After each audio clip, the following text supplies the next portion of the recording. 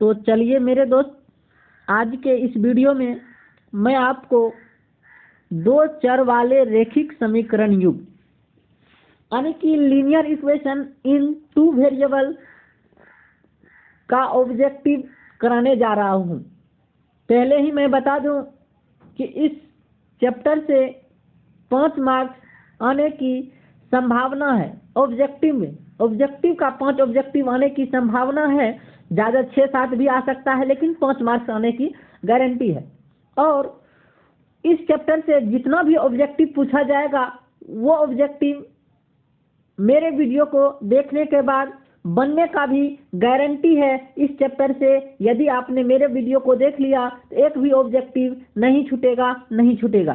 चलिए अब स्टार्ट करता हूँ। ऑब्जेक्टिव स्टार्ट करने से पहले मैं आपको 3 से 4 मिनट का थ्योरी दे दूं, ताकि आप इस बात को इस पे ज़्यादा, ताकि बिना थ्योरी का हमको बहुत समय लग जाएगा। इसीलिए चलिए थोड़ा सा थ्योरी देता हूँ जिससे कि आपका भी रिकवर हो जाए।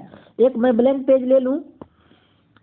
चलिए, तो सबसे पहले मैं बता दूं, ये द्विघात बहुपद का जो फॉर्मेट होता है, देखिए ये होता है किस फॉर्मेट का। ये होता है a1 x plus b1 y plus c1 बराबर 0, इसी फॉर्मेट का होता है। और होता है a2 x plus b2 y plus c2 बराबर 0। ये इक्वेशन 1 हुआ और ये इक्वेशन 2 हुआ ना मेरे दोस्त। यानी कि द्विघात दो चर वाले रेखिक समीकरण जो है वो इस फॉर्मेट का होता है a1 x plus b1 y plus c1 बराबर 0 और a2 x plus b2 y plus c2 बराबर 0। हो सकता है कि ये c1 और c2 इस साइड आ जाए, कोई फर्क नहीं पड़ता। a1 x plus b1 y बराबर c1, a2 x plus b2 y बराबर c2, कोई फर्क नहीं पड़ता, बात एक ही है। अब देखिए ये इसका फॉर्मेट हुआ। अब हो सकता क्या, देखिए ये दो रेखा, ये जो है ना ये ये दो चर वाले रेखिक बहुपद है, ये भी दो चर वाले रेखिक बहुपद है। ये दो लाइन को इंडिकेट, ये एक लाइन को, ये एक लाइन को। अब मान लीजिए दो लाइन जो है वो या तो प्रतिच्छेदी हो सकता है ना, मान लेते हैं ये एल एम प्रतिच्छेदी हो सकता है, या तो एल एम जो है समांतर हो सकता है, या एल एम एक लाइन दूसरे लाइन पे आ सकता है ना, ऐसा हो सकता है ना। तो ये 3 कंडीशन ही होने का संभावना है। चलिए इतना हो गया। एक और पेज लेना पड़ेगा, ये जो देखते हैं छोटा सा होने की संभावना तो नहीं है। चलिए कोई बात नहीं है, एक और पेज लेता हूँ, इससे क्या कुछ नहीं। चलिए एक ब्लैंक पेज और ले लेता हूँ। इस ब्लैंक पेज में जैसे अभी आपने क्या देखा, क्या क्या हो सकता है, प्रतिच्छेदी हो सकता है, समांतर हो सकता है और संपाती हो सकता है। तो देखिए ये जब प्रतिच्छेदी होता है तो इसका केवल एक हल होता है। क्या होता है? केवल एक हल, ठीक है, केवल एक हल। और ये यदि, अच्छा चलिए, केवल एक हल होता है। ये यदि समांतर हो जाए, तो इसका कोई हल नहीं होता है, कोई हल नहीं होता है, ठीक है। चलिए यदि ये संपाती हो जाए, संपाती होने का अर्थ हुआ एक लाइन दूसरे लाइन पे आ जाए, तो इसका अनेक हल होता है, ठीक है, अनेक हल। अब बात ये रही, ये केवल एक हल होता है, ये कोई हल नहीं होता है, ये अनेक हल होता है, ठीक है। जब ये प्रतिच्छेदी हो जाए, जब ये समांतर हो जाए तो कोई हल नहीं। जब ये संपाती का अर्थ वो हुआ मेरे दोस्त कि एक ही लाइन पे दूसरा लाइन आ जाएगा। दो समीकरण था ना, वो अपना अपना दो लाइन, जैसे ये एल है, ये एम है, ये एल है, ये एम है, ये एल है, ये एम है, ठीक है। अब देखिए क्या हो, यदि केवल एक हल हो या यदि प्रतिच्छेदी हो, इसे हम कहते हैं संगत। जिसका हल होगा वो संगत होगा। क्या होगा? वो संगत समीकरण होगा, ये संगत होगा। और इसका भी अनेक हल है, इसका मतलब इसका भी हल है, तो ये भी क्या होगा, संगत होगा। ठीक है, और जिसका हल नहीं हो वो असंगत होता है। ये ऐसा नहीं है जी हम वैसे बता रहे हैं मेरे दोस्त, ये जितना भी बात एक भी बात में मैंने बोला तो वो एक ऑब्जेक्टिव को बनाया। ये देखिए 1 2 3 1 2 3 यानी कि 3 3 6 3 9 ऑब्जेक्टिव आपका बन गया। 3 3 6 3 9 ऑब्जेक्टिव इतना ठोस से बन गया। यदि रेखा प्रतिच्छेदी हुआ इसको, और यदि रेखा प्रतिच्छेदी हुआ तो इसका मतलब उसका केवल एक हल होगा और वो संगत समीकरण होगा। यदि रेखा का कोई हल नहीं हुआ, वो समांतर हुआ, इसका मतलब वो असंगत होगा। समांतर हुआ तो कोई हल नहीं होगा। यदि संपाती हुआ तो उसका अनेक हल होगा, यानी कि वो भी संगत होगा। और अनेक हल को ये संपाती को हम लोग आश्रित भी बोलते हैं। क्या बोलते हैं, आश्रित। ये सब देखिए, ये सारा जो मैं बोल रहा हूँ वो एक थ्योरी है। ठीक है, ये एक थ्योरी है, इससे आपका सारा एक भी पॉइंट जो लिखता हूँ वो आपका क्वेश्चन में आएगा। आगे देखिएगा, सोल्व करेंगे तो आएगा, नहीं आएगा तो तब बोलिएगा जब आप उसे फल। आपका एग्जाम है, मैं भी जानता हूँ। एक भी 10 भी सेकेंड, 1 भी सेकेंड ऐसा नहीं लूँगा जिससे आपका टाइम बर्बाद हो जाए। मैं आपका टाइम बर्बाद कभी नहीं करना चाहूँगा, क्योंकि मैं भी जानता हूँ एग्जाम का टाइम है, समय बहुत कीमती है मेरे दोस्त। चलिए अब देखिए, ये प्रतिच्छेदी, ये समांतर, ये संपाती, इसके लिए और कुछ ना कुछ रिलेशन होता है। A1 A2 B1 B2 C1 C2 में देखिए क्या रिलेशन होता है, वो आपको मैं दिखाता हूँ। तो चलिए देखिए, यदि रेखा प्रतिच्छेदी हो, क्या हो, प्रतिच्छेदी हो, केवल एक हल हो, क्या हो, केवल, जो भी बोले उसी से समझ जाइएगा। ठीक है, तो केवल एक हल हो, केवल एक हल देख लीजिए। उसके बाद कोई हल नहीं, कोई हल नहीं। उसके बाद ये संपाती। देखिए तीनों में A1 A2 B1 B2 C1 C2 में क्या रिलेशन होता है, वही आपको मैं दिखाने का प्रयास करता हूँ। चलिए ये थोड़ा सा घटा लूँ। ठीक है, तो देखिए केवल एक हल के लिए A1 by A2 does not equal to B1 by B2। इसको गांठ बांध के याद रख लीजिएगा कि यदि केवल एक हल हो, A1 by A2 जो है B1 by B2 के बराबर नहीं होगा। जहां A1 A2 जो पहले में समीकरण 1 और समीकरण 2 रखा था, A1 A2 B1 B2 C1 C2 वहां आया था ना मेरे दोस्त। तो केवल एक हल के लिए A1 by A2 does not equal to B1 by B2 होगा। इसको गांठ बांध के याद रख लीजिए। और कोई हल नहीं होने के लिए, कोई हल नहीं होने के लिए इसमें देखिए A1 by A2 बराबर होगा B1 by B2 के, और ये डज नॉट इक्वल टू होगा C1 by C2 के। ये भी बात आप गांठ बांध के रख लीजिए। यदि कोई हल नहीं हो, A1 by A2 बराबर B1 by B2 does not equal to C1 by C2 होगा मेरे दोस्त। ये कोई हल नहीं के लिए है। और संपाती में जो है सारा बराबर होगा। संपाती में जो है A1 बाय A2 बराबर B1 बाय B2 बराबर C1 बाय C2। C2 यहाँ पे। चलिए इसमें जो है तीनों बराबर होता है क्या, A1 बाय A2 बराबर B1 बाय B2 बराबर C1 बाय C2। इस बात को आप भली भांति याद रखेंगे। अब रहा क्या, जैसे आपका पूछ देगा इसका कोई हल नहीं है तो इसमें कौन सा रिलेशन होगा, कोई हल नहीं है। तो इसका मतलब है ये रिलेशन जहाँ ये ऑप्शन होगा वो टिक करेंगे। यदि बोल देगा जो संपाती है तो इसका मतलब A1 बाय A2 बराबर B1 बाय B2 बराबर C1 बाय C2 होगा। ये तीनों आपस में, इसको देखिए यहाँ हम लिख देता हूँ, A1 बाय A2 बराबर B1 बाय B2 बराबर C1 बाय C2। इस बात को आप, ये 3 पेज है, इसका स्क्रीनशॉट आप रख लीजिएगा, लिख लीजिए, स्क्रीनशॉट ले लीजिएगा, बाद में लिख लीजिए। ये 3 पेज का जो मैंने दिया है, इस 3 पेज का सारा ऑब्जेक्टिव बनेगा, इसी से सारा ऑब्जेक्टिव बनेगा। अब चलिए मैं अपना ऑब्जेक्टिव पे फिर एक बार बता दूं। केवल एक हल के लिए A1 by A2 does not equal to B1 by B2। कोई हल नहीं के लिए A1 बाय A2 बराबर B1 by B2 does not equal to C1 by C2। संपाती के लिए A1 बाय A2 बराबर B1 बाय B2 बराबर C1 बाय C2। आशा करता हूँ आप इस बात को भली भांति समझ गए होंगे। चलिए आ जाइए मेरा पहला क्वेश्चन पे, ठीक है। तो देखिए पहला क्वेश्चन कह रहा है रेखिक समीकरण में चर के घात की संख्या होती है। अरे यार ये तो रेखिक समीकरण में चर की घात की संख्या क्या होगी, एक्स या वाई जो था उसका पावर क्या था, मैक्सिमम पावर सिर्फ एक था। रेखिक समीकरण के जो चर का घात होता है वो कितना होता है, सिर्फ एक होता है। ये 2021 में पूछा है मेरे दोस्त। देखिए रेखिक समीकरण ये a1 x आया था ना, एक्स का पावर कितना है, a2 वाई का भी पावर एक था ना, मैक्सिमम पावर कितना था चर का, एक था। इसका मतलब रेखिक समीकरण के चर का जो घात होता है वो कितना होता है, एक होता है। अब कह रहा है के किस मान के लिए समीकरण इतना तथा इतना समपाती रेखा को प्रदर्शित करता है। अब याद कीजिए मेरे दोस्त, याद कीजिए अभी हमने आपको बताया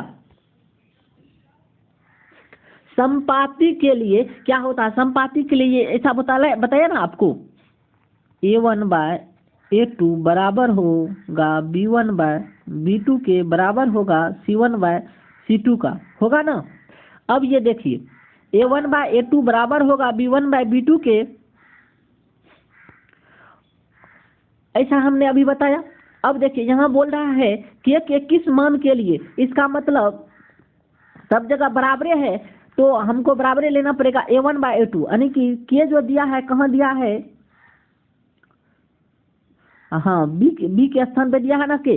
इसका मतलब ये हुआ जो 3, a1 का मान कितना है 3 और a2 का मान है कितना 6, बराबर होगा a2 b1 का मान कितना है -1 और b2 का मान कितना है माइनस के। ये देखिए a के बदला 3 है ना a1 के बदला, अब b1 के बदला नहीं कुछ तो 1 यहाँ होगा, तो 1 + 1 a1 plus a1 x plus b1 y था यहाँ, लेकिन -1 है इसका।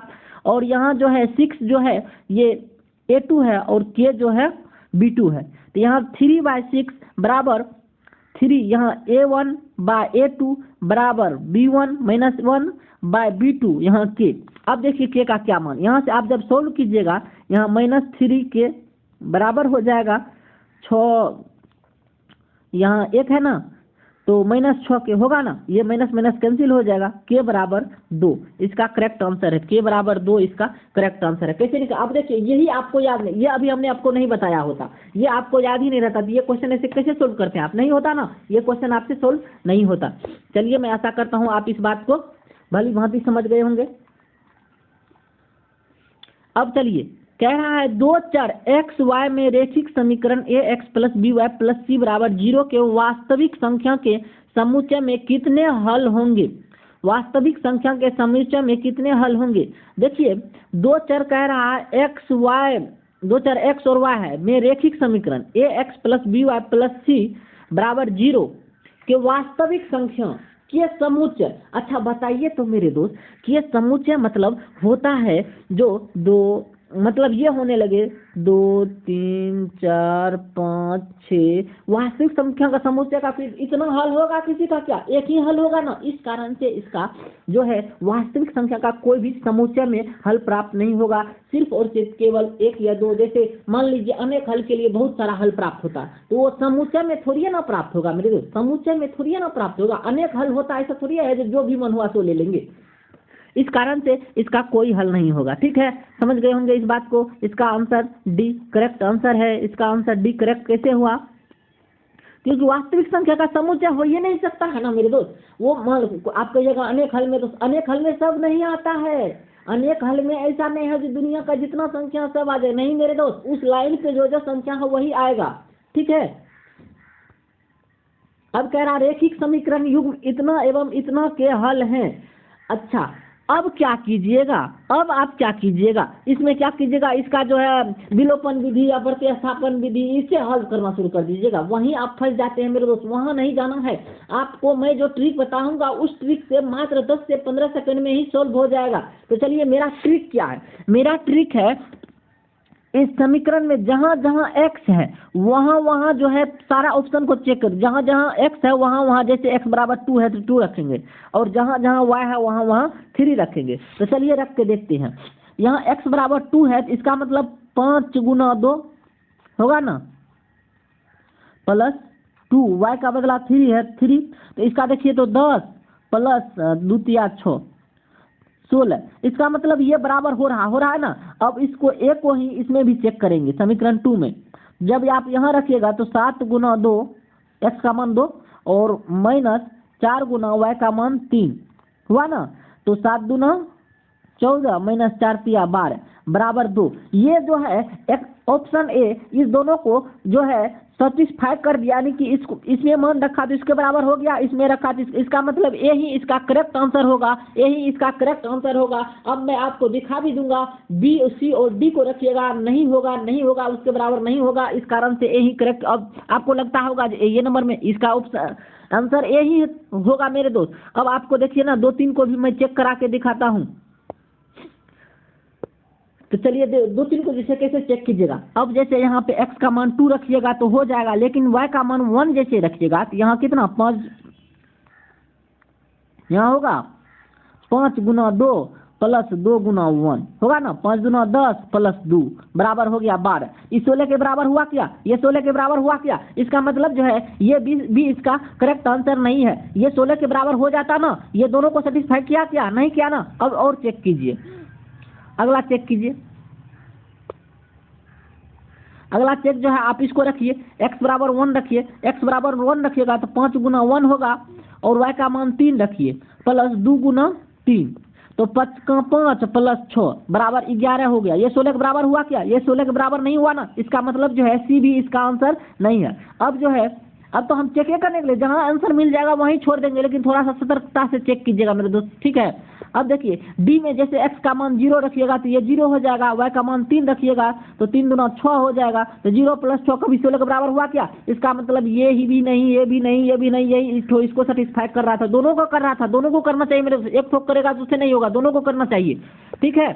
मैं आशा करता हूँ आप इस बात को भली भांति, जब भी आपसे ये पूछे इसका कौन हल है तो आप विलोपन या प्रतिस्थापन उस पर नहीं जाएंगे, नहीं जाएंगे, नहीं जाएंगे। आप x और y का मान समीकरण में रखेंगे, आप x और y का मान समीकरण में रखेंगे और जो LHS RHS के बराबर हो जाए तभी मानेंगे वो उसका हल है।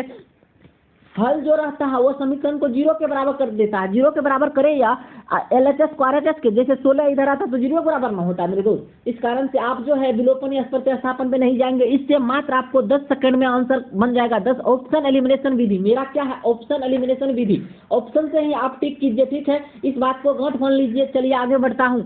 जहाँ भी ऐसा मिलेगा हम ऑप्शन से ही चेक करेंगे, हम उस विधि पे नहीं जाएंगे, नहीं जाएंगे, नहीं जाएंगे। अब चलिए कह रहा है यदि 3x माइनस 5y बराबर 0 तथा 9x प्लस 15y बराबर 0 तो x और y का मान होगा। इस बार पुनः आप क्या कीजिएगा, जाइएगा वहाँ क्या, देखिए ना इस बार 2021 में कितना क्वेश्चन इससे पूछा है। तो आप यहाँ पे चेक कीजिए रख के, x का मान यहाँ 1 है ना, और y का मान कितना है 1 है, तो यहाँ 1 रखिएगा तो क्या हो जाएगा 3 होगा, और यहाँ भी 1 रखिएगा तो क्या होगा -5 होगा ना। तो 3 - 5 बराबर 0 कभी बराबर होगा क्या। इसका मतलब ये ए इसका करेक्ट आंसर नहीं है। यहाँ रखिए ना, जैसे आप रखते ना 3 गुना 1 -5 गुना 1, तो 3 का 3 में से 5 गया -2 हो गया, 0 के बराबर हुआ क्या। इसका मतलब ए इसका करेक्ट आंसर नहीं है, नहीं है ना।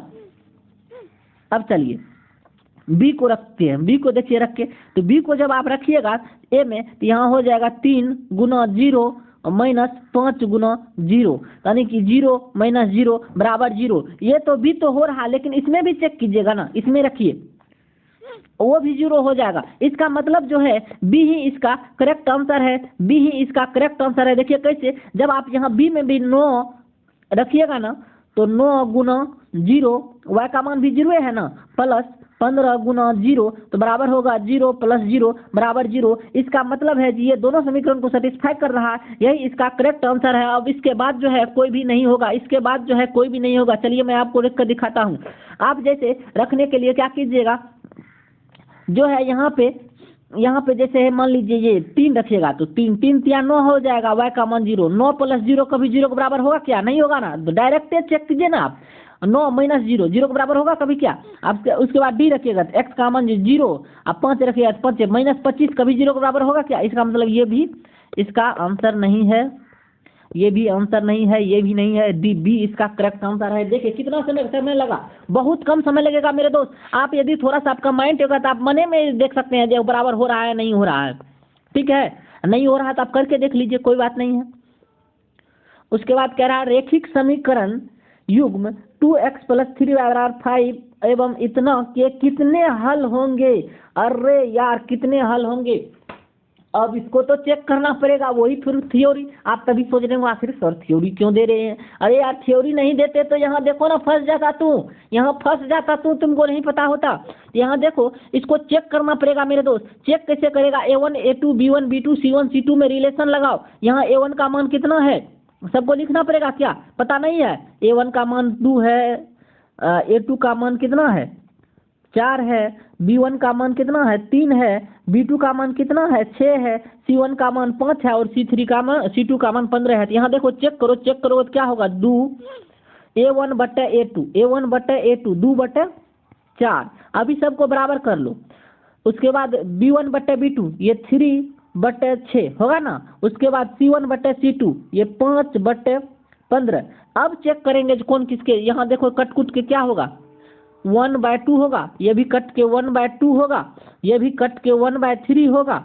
इसका मतलब ये जो एक्चुअल आंसर आ रहा है मेरे दोस्त, ये आ रहा है ऐसा कि 1/2 बराबर 1/2 बराबर 1/3 1/3 इसके बराबर है क्या। इसका मतलब ये डज नॉट इक्वल टू हो गया ना, ये दोनों आपस में बराबर है। ये क्या बराबर है, इसका मतलब A1/A2 बराबर B1/B2 does not equal to C1/C2 हुआ। तो ये किसको संपाती को या समांतर को या प्रतिच्छेदी किसको कर रहा है। इसका मतलब ये जो है कर रहा है समांतर को। समांतर का कोई भी हल नहीं होता है, कोई भी हल नहीं होता। इसका कारण इसका डी आंसर करेक्ट आंसर है, डी आंसर करेक्ट है। यदि आप ये थ्योरी ही नहीं जानते तो कर पाते क्या, ये लिखने का जरूरत नहीं है, वैसे हमने लिख दिया। आपको डायरेक्ट ये लिखना है रिलेशन में, तो मात्र 10 से 15 सेकंड ही लगेगा मेरे दोस्त। चलिए अब इसको क्लियर कर दूं,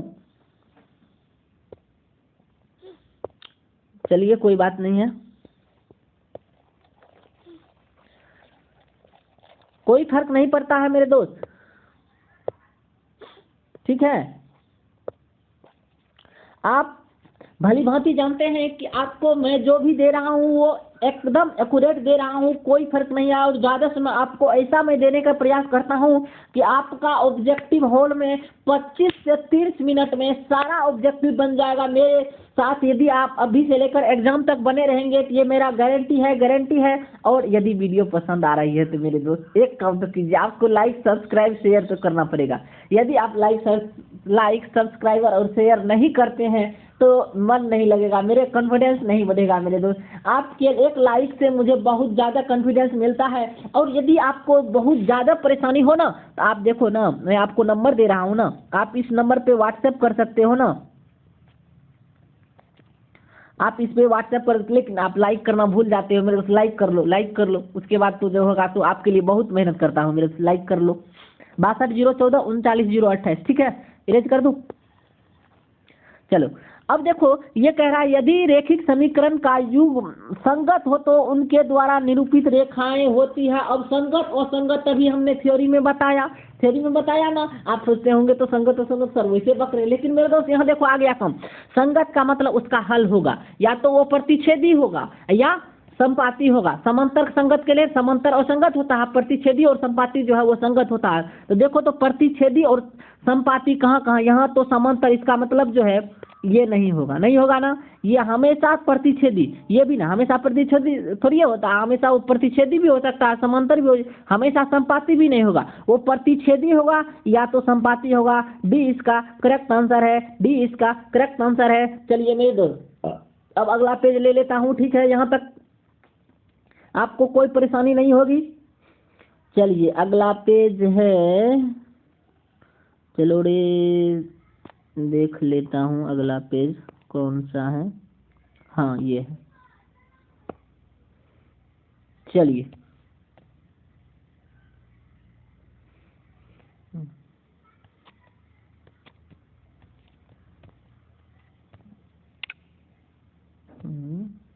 हाँ चलिए,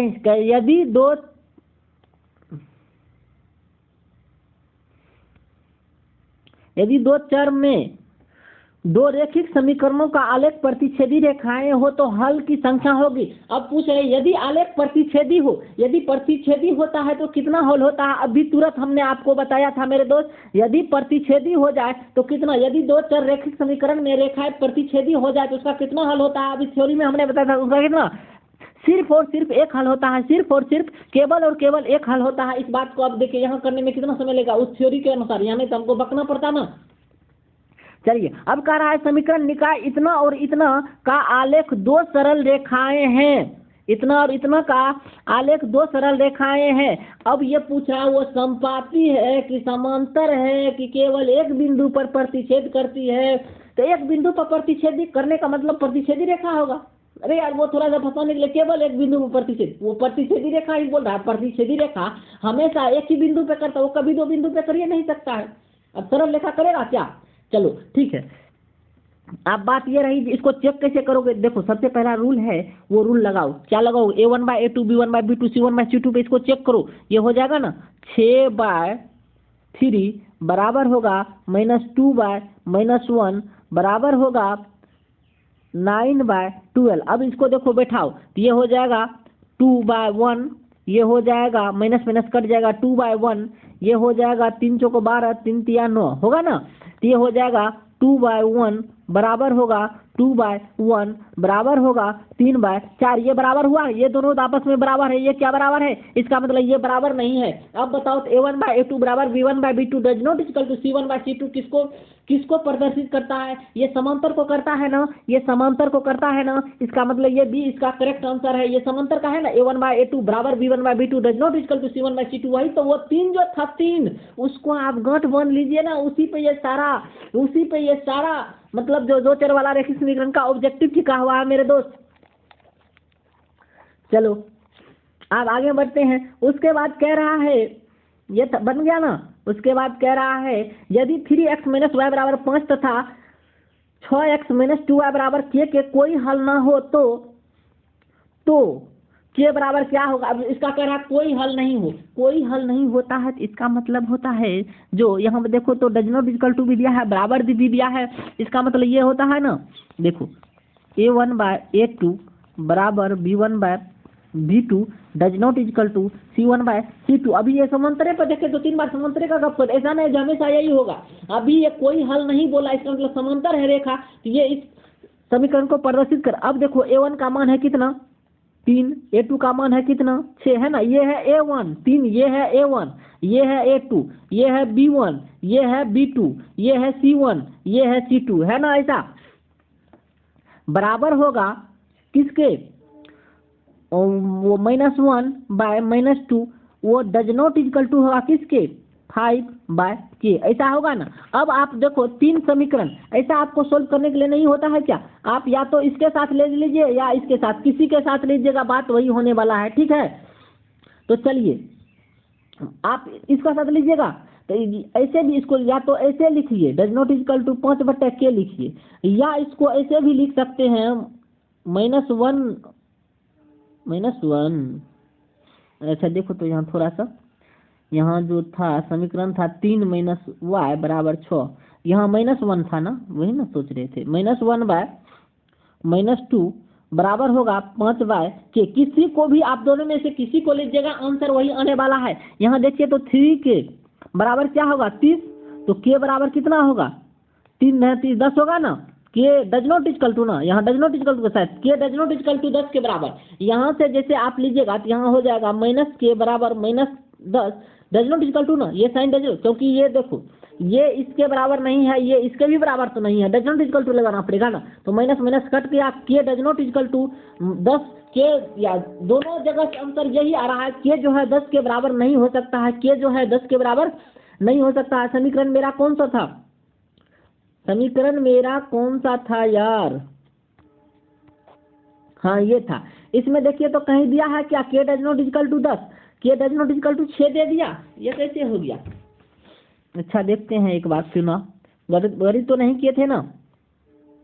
यहाँ से देखिए तो ये यदि बराबर होगा तो 5 दूना 10 के, नहीं तो और 5 10 के ही बराबर होगा। देखिए इसका मिस प्रिंट आंसर है, आंसर वो भी ठीक नहीं है। तो चलिए आशा करता हूँ कि इसका आंसर जो है ये बी गलत लिखा है, बी गलत लिखा। अद्वितीय, अरे यार सब कुछ तभी से हमने गड़बड़ कर, ओह यही क्वेश्चन है, इसीलिए ना सोच रहे थे यार। ये क्वेश्चन तो ये है ना, ना ये क्वेश्चन ना है, इसका मतलब ये के डज नॉट इक्वल टू सी, इसका करेक्ट आंसर है कि आंसर है, इसको मिला रहे थे तो सोच रहे थे ऐसा कैसे हो गया। अरे यार ये तो सी इसका करेक्ट आंसर है। चलो मेरे दोस्त टेंशन नहीं लेने का, आ गया आप इस जगह पे। ठीक है, ये देखो ये जो था नंबर क्वेश्चन का वो थोड़ा सा कट हो जा रहा है, इस कारण से परेशानी हो रही है। ठीक है चलिए कोई बात नहीं है। अब देखिए अगला क्वेश्चन क्या कह रहा है, अगला क्वेश्चन क्या कह रहा है, सो देखिए मेरे दोस्तों अगली क्वेश्चन की बात है। कह रहा है समीकरण इतना तथा इतना, अरे क्वेश्चन हाँ अब देखो आने लगा है, वो 11 नंबर का। यदि समीकरण कहिएगा 11 क्वेश्चन हुआ, समय कितना देर हो गया। अरे यार उससे नहीं लेना देना है, समय थोड़ा सा ज़्यादा अभी हमको सोल्व करना, आपको बस समझाना पड़ता है। वैसे ये जो 11 क्वेश्चन था हमको बनाने में 2 मिनट लगता मेरे दोस्त, 2 से 2.5 मिनट ही लगता ऐसा क्वेश्चन बनाने में, लेकिन आपको समझा रहे हैं ताकि आप इस अप्रोच से बनाओ, आपको बहुत कम समय लगेगा। यदि वीडियो पसंद आ रही है तो लाइक जरूर करें मेरे दोस्त, क्योंकि आपके लाइक के बिना ये ऐसा नहीं हो पाएगा, ऐसा नहीं हो पाएगा। इतना इतना एक्चुअल कंसेप्ट कोई नहीं दे पाएगा मेरे दोस्त, इतना एक्चुअल कंसेप्ट यूट्यूब पे नहीं मिलेगा, नहीं मिलेगा, नहीं मिलेगा। चलो वो क्या करे, डायरेक्ट आएगा कहेगा मारो 200 वीडियो ऐसे, अरे यार वो क्या है। चलो कह रहा यदि समीकरण इतना तथा इतना का इतना न तथा इतना का अद्वितीय हल है। अब तो बताओ अद्वितीय हल के लिए क्या होता है, A1 A2 B1 B2 C1 C2। देखो बार बार वही आ रहा है, इसमें होता है अद्वितीय हल। देखो अद्वितीय को ही केवल एक हल कहते हैं। आज एक बात भूल गए थे मेरे दोस्त, वो बात अभी यहाँ ध्यान पार दिए ना, अद्वितीय मतलब होता है केवल एक हल, जिसका केवल एक हल होगा उसी को अद्वितीय कहते हैं, या केवल एक कहते हैं। केवल एक यानी कि प्रतिच्छेदी रेखा होगा उसी का अद्वितीय हल होता है। प्रतिच्छेदी के लिए देखिए ग्राफ क्या होता है ना, चलिए A1 by A2 does not equal to B1 by, अरे यार क्यों तुम लोग उतना B2 ऐसा होता है ना, A1 by A2 does not equal to B1 by B2, note disturbance करना पड़ेगा लगता है। अच्छा चलिए कर देंगे इसके बाद वाला वीडियो में। तो इस पे बैठाइए तो A1 by A2 B1 by B2, A1 का मान है 1, A2 का मान है 3, डज नॉट इक्वल टू, यहाँ पे देखिए B1 का मान है -2 और B2 का मान है कितना के, है ना।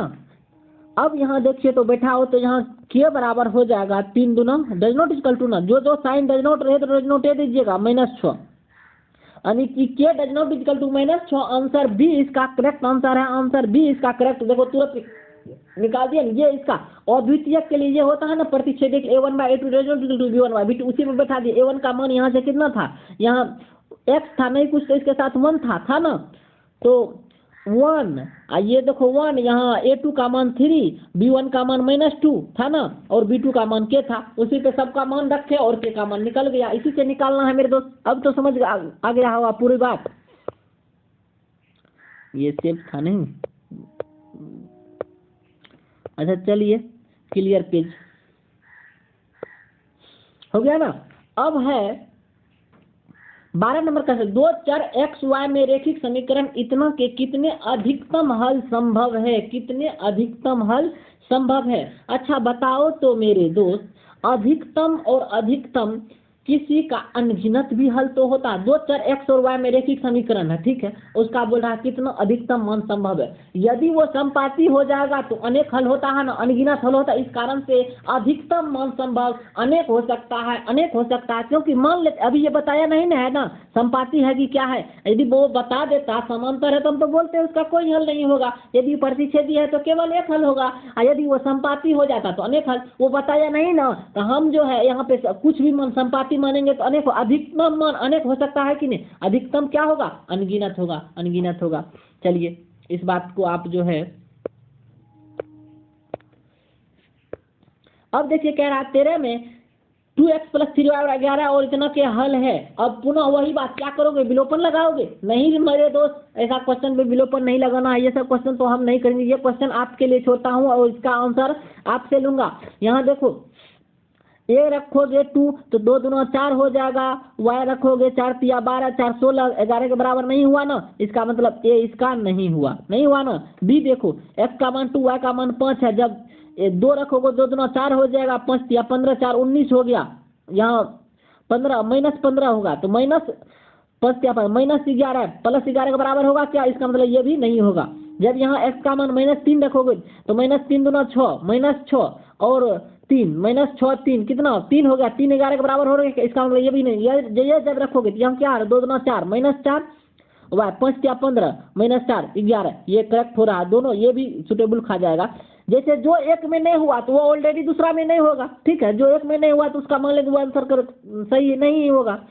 चलिए, कह रहा है समीकरण युग्म इतना तथा इतना का है, समीकरण युग्म इतना तथा इतना का है, तो मतलब अब पुनः चेक करना पड़ेगा, A1 A2 B1 B2 C1 C2 पे बैठा के चेक करना पड़ेगा, वैसे आप नहीं बता सकते हो। तो चलो चेक करते हैं। तो चेक जब करोगे तो यहाँ हो जाएगा A1/A2 2/4 होगा ना, ये A1 है ये A2 है। वहाँ से देखो शुरू में मैंने वही A1 A2 B1 B2 उस फॉर्मेट का होता है, वो यदि गलती करोगे तब तो मेरे दोस्त तब तो संभव नहीं है।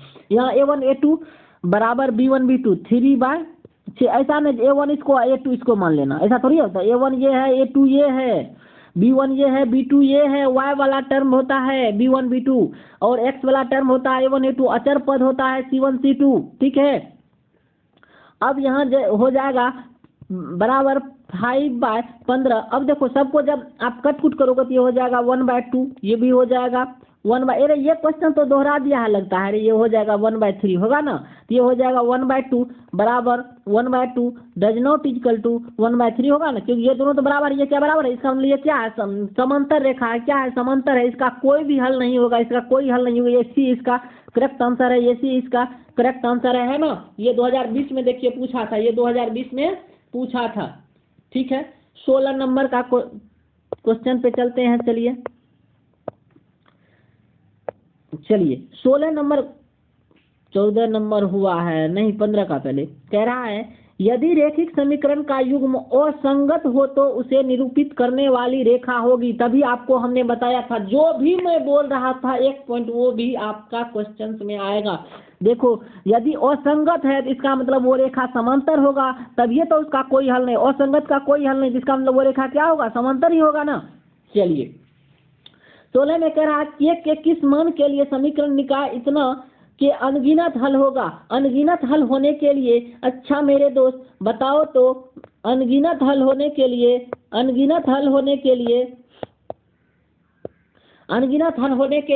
A1/A2 B1/B2 क्या होता है, देखो यहाँ ये होता है ना,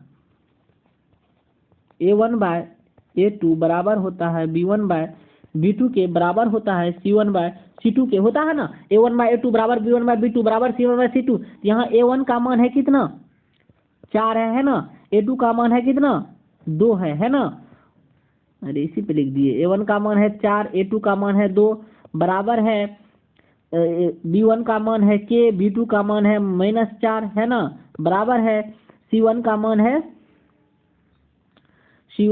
है कितना 6, यहाँ 3, यहाँ देखो तो 4/2, इसको कट करोगे तो ये 2/1 हो जाएगा।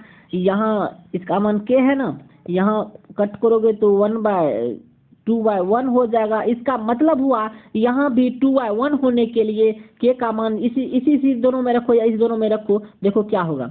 रखो, जब रखोगे K तो यहाँ देखो है ना 2/1 बराबर है K/-4, तो यहाँ K बराबर -8 हुआ। इसका मतलब K बराबर -8 जो है इस समीकरण का को रखेंगे, जब यहाँ K के बदला -8 दे देंगे तब इसका अनगिनत हल होने लगेगा। आप ये दोनों में भी कर सकते, ये दोनों में वही होगा। K यहाँ देखो तो क्या था, क्लियर करके एक बार दिखाता हूँ आपको। यहाँ था कितना अरे छोड़ दो, वो करोगे वो भी ये दोनों में से जिसमें आप उसको A1 A2 B1 B2 को पकड़िए, B1 B2 C1 C2 को पकड़िए, दोनों का आंसर -8 ही आएगा। ठीक है, दोनों का आंसर -8 ही आएगा। चलिए 16 नंबर तक हो गया। आज में के वीडियो में थ्योरी भी था ना, एक और करा देता हूँ, 20-22 तक करा देता हूँ, तब अगला दिन जो होगा 30 क्वेश्चन आपको मात्र ही 10 मिनट के वीडियो में मिल जाएगा। ठीक है, तो चलिए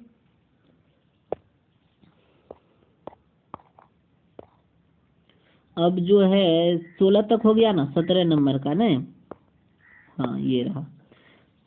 तो चलिए, हाँ ये रहा 17 नंबर। कह रहा है 2 रेखिक समीकरण के आलेख प्रतिच्छेदी रेखाएं हैं तब रेखा समीकरण का हल होगा।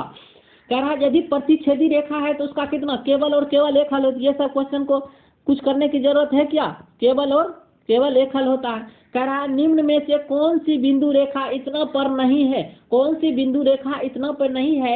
ये दोनों जैसे 2 बिंदु दिया है मेरे दोस्त, दिया है ना 2 बिंदु, ये 2 बिंदु है ना, सारा बिंदु को रख के देखेंगे, जो जो इसको सेटिस्फाई कर देगा उस पे होगा। यहाँ बोल रहा है नहीं है, ऐसा नहीं, जो हो जाएगा ये में ये पूर जाएगा, ये को टिक करके भाग देना आंसर। नहीं को ध्यान देना मेरे दोस्त, मेरे से भी। और जब हॉल में हमने बैठा था तो नहीं को नहीं देख पाते, क्योंकि नहीं देखो एग्जाम वाला बाद में देता है, इस पर आप बहुत कॉन्शियस रहिएगा। सवाल को नहीं दिया है, इस बात को एक बार कंफर्म जरूर कर लीजिएगा, यहाँ नहीं दिया है, इसीलिए इस पर चर्चा करते हूँ। मेरा 2 से 3 ऑब्जेक्टिव इसी नहीं के कारण गलत हो चुका था। वो पूछता था नहीं है, मैं हाँ करके जवाब दे। अब देखिए इसको कैसे सॉल्व कीजिएगा।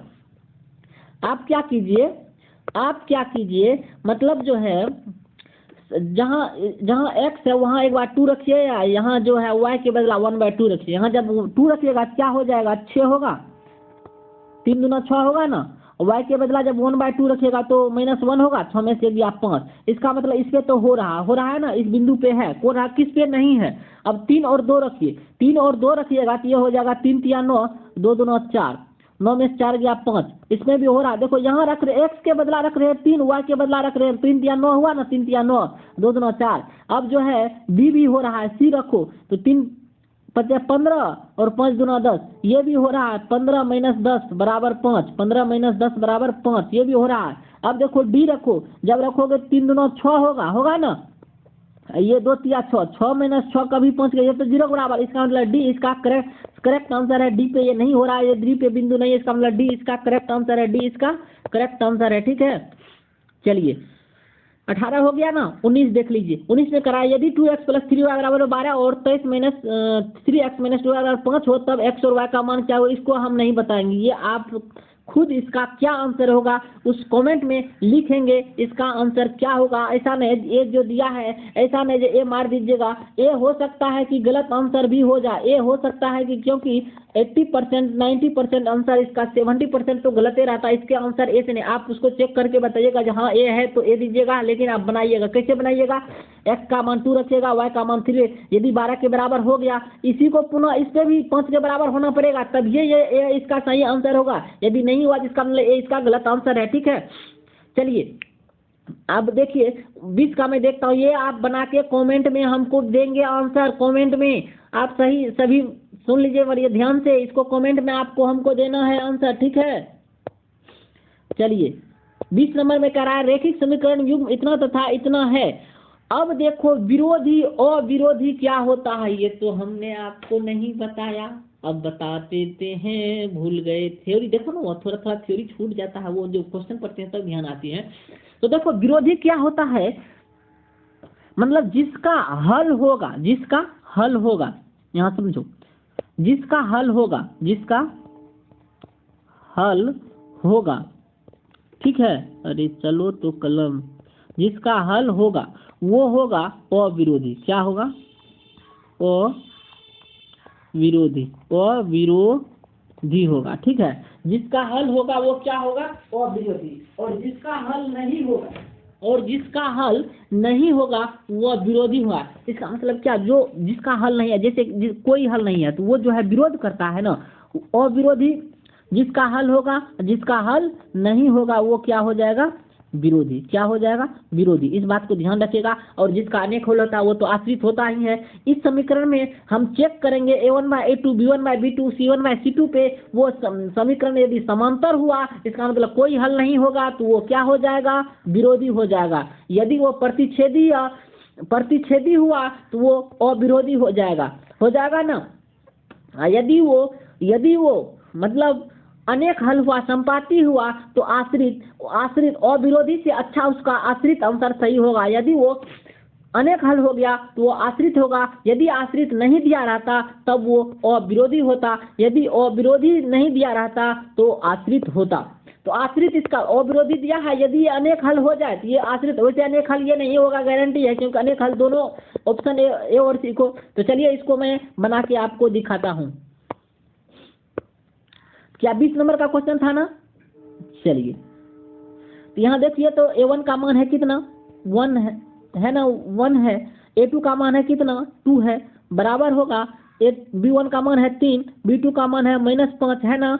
उसके बाद c1 का मान है कितना? -4, c2 का मान है कितना? -1। c1 का मान है -4 और c2 का मान है कितना? अरे 4 ही है, रुको तो। कितना है? -4। ये 4 लिखने में इसको क्या प्रॉब्लम है? अच्छा 4 है मान लेते हैं बाबू। हाँ अच्छा रुको, 4 तो नहीं लिखाएगा, तुमको लिख के रहेंगे।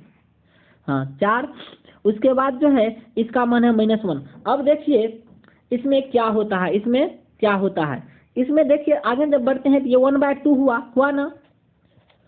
ये 3/5 ये तो बराबर है दोनों के। क्या 3/-5 आपस में बराबर नहीं है ना। इसका मतलब ये हुआ ये भी आपस में बराबर नहीं है ना।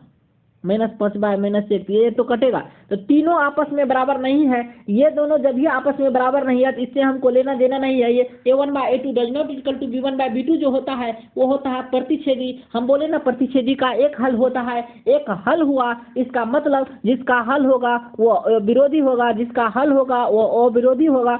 एक बार हम पुनः थ्योरी में जाते हैं और आपको थोड़ा सा समझाते हैं। वो जो था यहाँ 21 नंबर का क्वेश्चन में था ना। चलिए 21 पे आ जाऊंगा, 20 हो गया ना तो रहने देते हैं अगला लेक्चर में। अब थोड़ा सा थ्योरी में जो छूट गया था यहाँ देख लीजिए। यहाँ जैसे केवल एक हल के लिए संगत लिखे थे ना, ये अविरोधी भी होगा। क्या होगा? अविरोधी होगा। क्या होगा? अविरोधी। ठीक है। और ये असंगत जो लिखा था, ये असंगत जो होगा ये विरोधी होगा। ये तीनों रिलेशन समझा के ये क्या होगा? अविरोधी भी है, आश्रित भी होता है। ठीक है। तो यदि आश्रित दे दे, दोनों ऑप्शन में आश्रित और अविरोधी दोनों दे दे अनेक हल के लिए, आश्रित सही उसका आंसर होगा, अविरोधी गलत हो जाएगा। आश्रित में लगाइएगा तब। वैसे दोनों इसका ही है, वैसे देगा नहीं।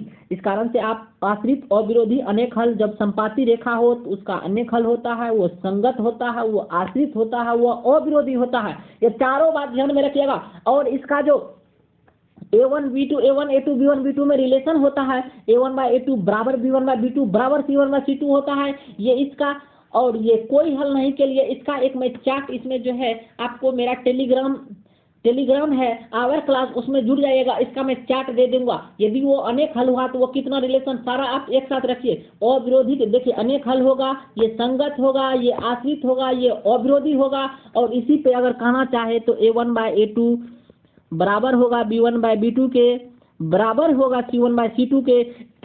इसी से सारा ऑब्जेक्टिव सॉल्व हो जाएगा। इसका भी वही, ये देखिए कोई हल नहीं होगा, और संगत होगा, विरोधी होगा, रेखा समांतर होगा। ये सब बात को ध्यान। यदि वो प्रतिच्छेदी है तो उसका मतलब वो केवल एक हल है, संगत है, अविरोधी है। इसका a1/a2 does not equal to b1/b2 होता है। इसका a1/a2 does not equal to b1/b2 does not equal to c1/c2। अरे यार वहाँ तो a1/a2 does not equal to b1/b2 does not equal to c1/c2 आया था ना 20 में। चलिए तो एक बार वहाँ लगता है थोड़ा सा हमने गलत कर दिया। चलिए तो 20 नंबर का क्वेश्चन जो है वहाँ पे हमसे तो लगता है थोड़ा सा गड़बड़ी जरूर हुआ है। देखिए तो 20 नंबर का जो क्वेश्चन था यहाँ पे यही आया था ना। क्या आया था? 1/2 does not equal to 3/-5 does not equal to -4/-1, ये तो A1/A2 does not equal to B1/B2 does not equal to C1/C2 जो है, ये तो मेरे दोस्त ये तो समांतर मतलब जो है ये तो A1/A2 समांतर को तो नहीं करता है, ये असंगत को भी नहीं, ठीक है। इसका जो है ये अविरोधी सही आंसर है, ये प्रतिच्छेदी को करता है। A1/A2 does not equal to B1/B2, ये इससे कोई लेना देना नहीं। जब भी ये समांतर, हम सोच रहे समांतर जब होता तो ये तो बराबर होता, लेकिन ये बराबर नहीं होता, इस कारण से ये ठीक आंसर ठीक था।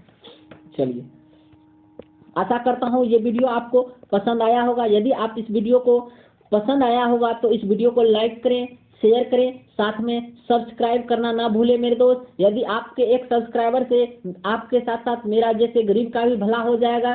चलिए, आपको आज यही एंड करता हूं, और सुन लीजिए, मैं आपके लिए एक जोरदार Hindi, social science, physics, chemistry, bio तो मैं नहीं जानता हूँ मेरे दोस्त, इस कारण बायो भी जानता हूँ, ऐसा नहीं जानता हूँ, लेकिन बायो उतना अच्छा नहीं जानता। इस कारण से ये 4 वीडियो आपको एग्जाम तक लाता रहूँगा। आप कमेंट करें, लाइक करें, शेयर करें, सब्सक्राइब करें ना भूलें, और दोस्तों में शेयर करके आप दोस्तों को जो है, यदि आपका डिमांड होगा तो मैं लाइव भी आ जाऊंगा, ऑन द बोर्ड आ जाऊंगा मेरे दोस्त, कोई दिक्कत नहीं होगी। चलिए, आपका साथ, आपका मेरा जीवन आपके एग्जाम तक 2022 में आपका जो है मैथ्स में 100 में 100 नंबर लाने का जो है फुल प्रयास है। Okay, thank you, good bye.